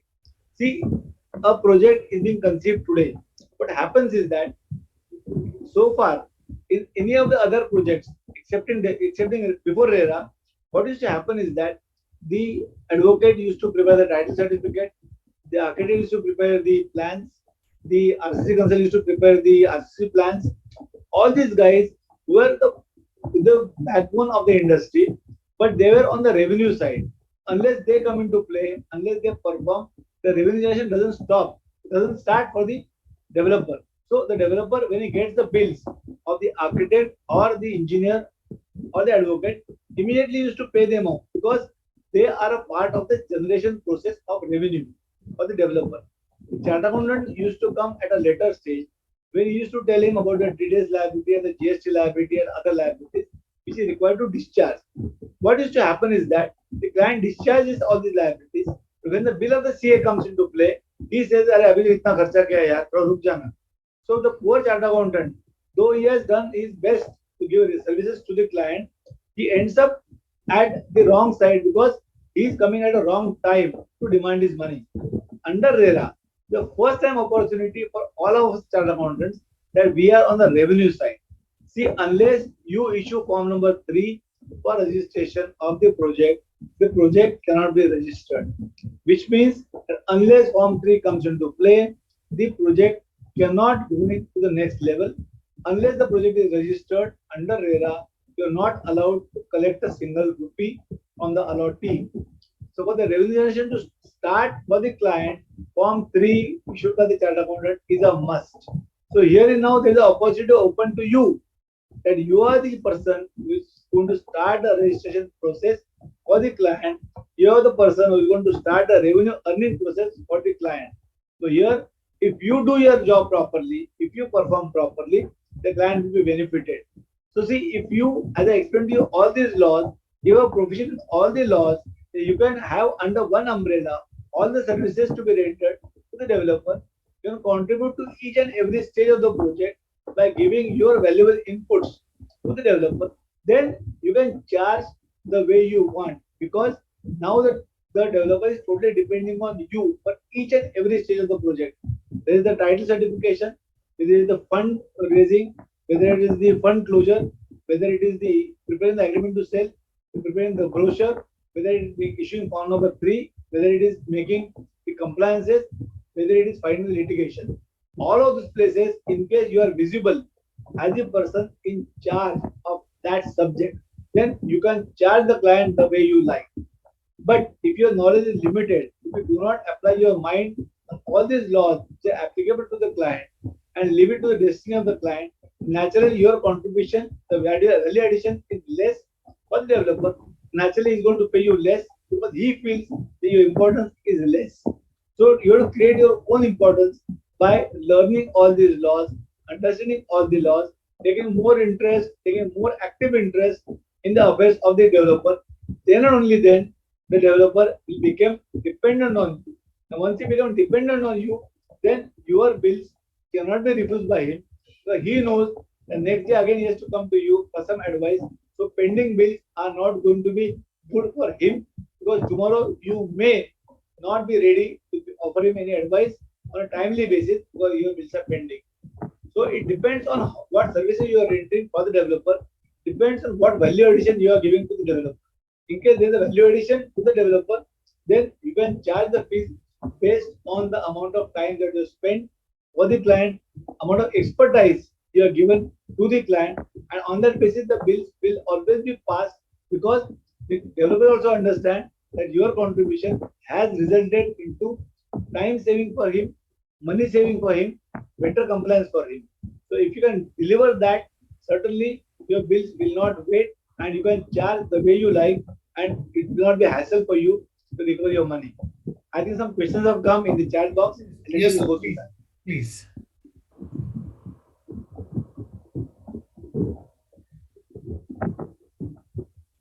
Okay. Question 4. What services can CA provide to protect the interest authorities who are vulnerable? Yeah, exactly. So here a CA is in a position to advise the authority while while getting the agreement to sell done, while finalizing the contract.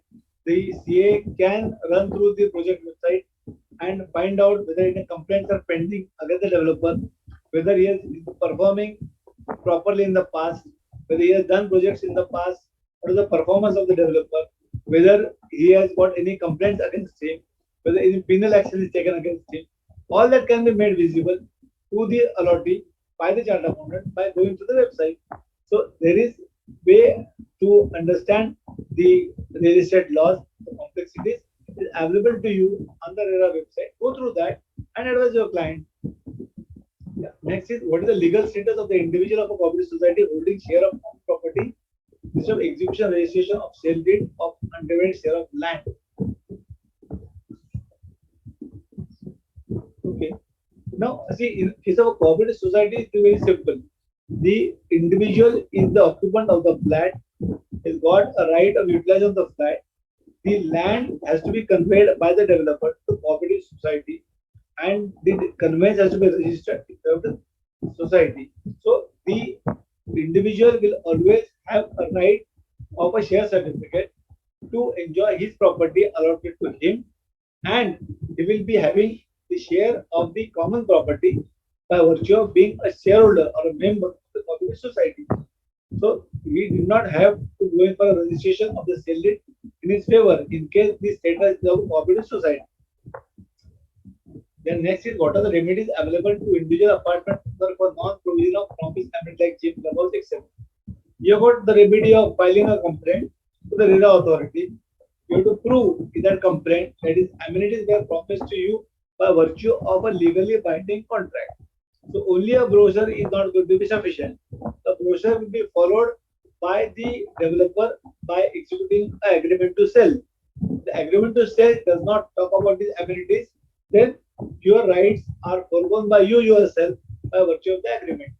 So if you can go back to the brochure, because it was your duty to make sure that the amenities promised in the brochure are incorporated in the agreement to sell. If you have not taken that care, then you have to blame yourself for that. Because the promised amenities do not exist now as far as the agreement is concerned. When you file the complaint, the authority is going to look into only the agreement to sell and nothing beyond that. The brochure will not be admissible because it is not signed by anybody. It is not attached to the agreement. The brochure is not a part of the sale deed agreement to sell, so it will not be binding on the developer in totality. If the developer is good, is honest, then he will give it to you. If not, then go to the agreement to sell and find out whether the amenities are being promised, are being recorded somewhere or not. Yeah. Can you exit the interface interplay of RERA and IBC mechanism of functional authority? The IBC mechanism effective in real estate? Certainly, yes.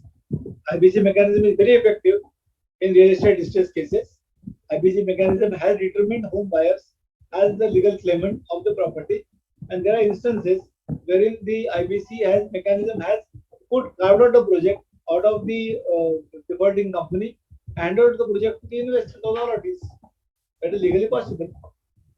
The question condition: do we have to pay stamp duty twice? No, you have to pay only once. You have to pay the stamp duty on the agreement to sell. For the sale deed, there is no agreement, there is no stamp duty paid, provided the parties are the same. So if you are the purchaser, the developer remains the same, and the agreement to sell, and you tomorrow you decide to go in for a sale deed, there is no stamp duty to be paid double because you already paid the stamp duty. I think I have covered all the questions which have come my way. Anything more, sir? We also have CA Dr. Rajkumar Adukia Saab, the chairman of the Committee on Economic Commercial Laws and Economic Advisory. And he's there with us since morning. And again, he's back here on the screen with his motto to serve the fraternity by his deliberations, by his passion, which is there. And I'm really grateful that he took out time to come here. Sir, I think we have one more question over here pertaining to article in Times of India, and then after that we'll go down to the chairman, sir. Can I request Sunil ji to stop sharing so that there can be a full screen? Yes, I'll do that. Okay. Stop.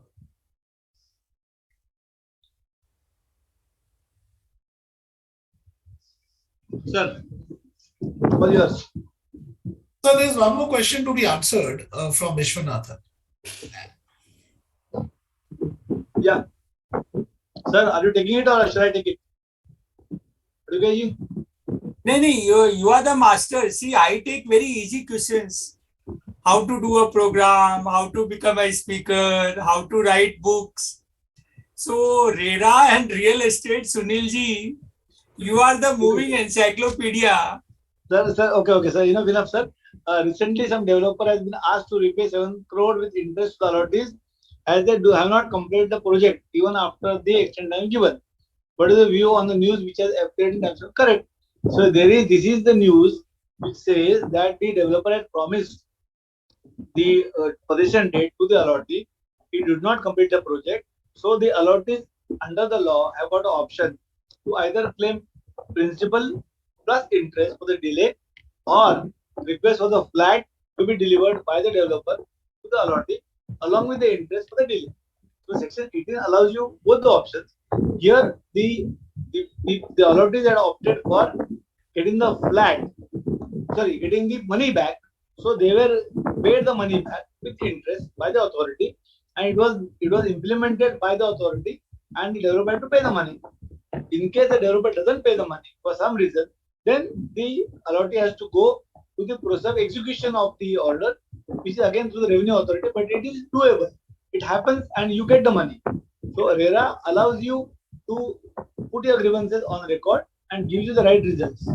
So what article you have read through is a perfectly correct example of the way the RERA has been addressing the problems of the allotments. Thank you, Sunilji. There are currently 2,000 members viewing this webinar. Thanks to the members on Monday, first working day, and at the peak working hours, 4 p.m. to 6 p.m. That shows, Sunil Naikji, your popularity. And real estate sector is the sector where money is made by each player, the landowner, the land developer, the real estate agent, the RERA practitioners, and each chartered accountant who takes interest in the real estate sector. Because I see a lot of opportunities. We are RERA, I consider 5 to 10% of the total work.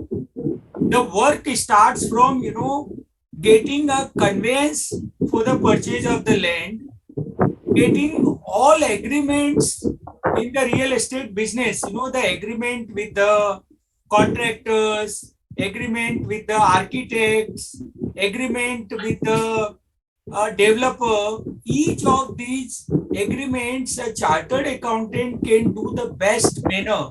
The joint development agreement, live and license agreement, and real estate is a state subject. We have 28 states and 8 union territories. And each state is about, Sunilji, can you unmute? Because there is some disturbance coming. So, real estate, there are 20 laws, 20 plus laws in each state.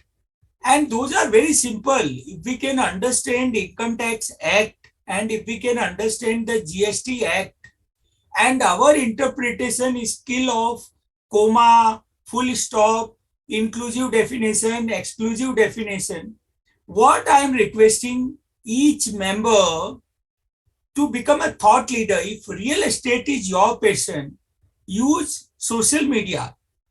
Every expert is a beginner on day one. Sunil Naikji was a beginner on day one when he thought he will practice on RERA and real estate laws. Over the years, by our practice, and we keep on practicing till we die or till we leave the profession. So what is required is a strong determination in the mind, and it is a global subject under FEMA, how to make investment overseas. There are developers who goes overseas. So please take interest in this area. Write to us. We want to do the mentoring. We want to do the hand holding. We will tell you how you can utilize social media, use a free design platform Canva to make flyer, post on Facebook, LinkedIn, Insta, how to have a blog, how to have a YouTube channel. You can write to the committee, and Dr. Salimji, get a Telegram group created, have another mailing tomorrow morning, and start getting email database of all those members who have registered for this webinar, because that process we should start emailing them the PPTs, create a Telegram group where we can have a monthly discussion, and depending on the volunteers coming forward, we may have a weekly discussion how to have a mastery on this subject. And it's an amazing conversion of agricultural land into non-agricultural land. The stamp duty also has a good impact on real estate transactions. Now, the income tax on real estate transaction and GST on real estate transaction itself is another big area where members can expertise, and getting connected with service receiver. In this webinar, we are all service givers. So service receivers are in the trade bodies like Builders Association of India, CREDAI, there is a Real Estate Agents Association, the Architects Association. in metropolitan cities like Bombay and other developed, there is something called SRA, Slum Rehabilitation Authority. So there are SRA projects which itself can be a good area. Then in the housing sector, the housing project, there are Pradhan Mantri Awas Yojana, there is a National Housing Bank, how they give a funding. So all these uh, can be a very good area of practice in each Rajya, each state. There are, housing and urban development, the ministry. There are so many laws, so many things. There is a land acquisition, we call it Land Rehabilitation Resettlement Act 2013. There is a tribunal under that act. Land revenue.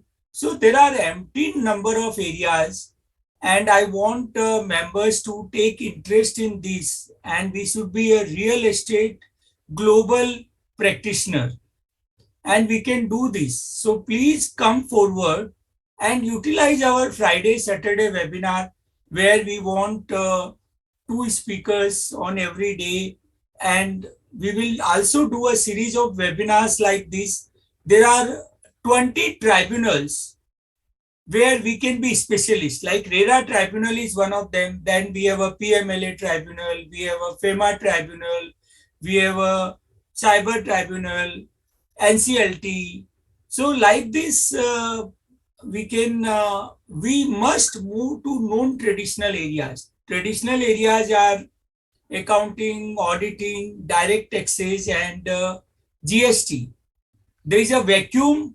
In my own matter, when I had a tribunal, RERA tribunal things, it took me, 10 days to find out a good expert on RERA Appellate Tribunal. So thank you, Sunilji, for finding time to address this webinar. And we look forward for the webinars on Tuesday, Wednesday, and Thursday on real estate subject. And I can assure each participant that they will be the master, and good luck to each one of you. Make millions and trillions of money. Making money is no violation of code of ethics. Money is required for every activity. So use social media, be aggressive in sharing your knowledge. Work comes by sharing what you know rather than saying ki I am real estate expert. Thank you. Over to you, Dr. Salimji. Thank you, sir. Thank you so much. So, Yusuf, thank you so much for addressing us. Especially touch the area of, by talking about the, the fees or the consulting part, which was the participants were curious to know. And if you can see on the screen, there are 2,000 members live here. So obviously, you have enlightened us with, a lot of input over here. On behalf of the entire Committee on Economic Commercial Laws and Economic Advisory, our chairman, Shri C. Dr. Rajkumar Adukia, Vice Chairman Sir, Hansraj Chuk, C. Hansraj Chuk Sir, and on behalf of the entire backend team over here. And this was really a lovely session, the way you attended all the questions over here, and we really liked it. So looking forward to have you back again in the session, sir. Thank you so much. My pleasure. Thank you so Thank much. you. Take care.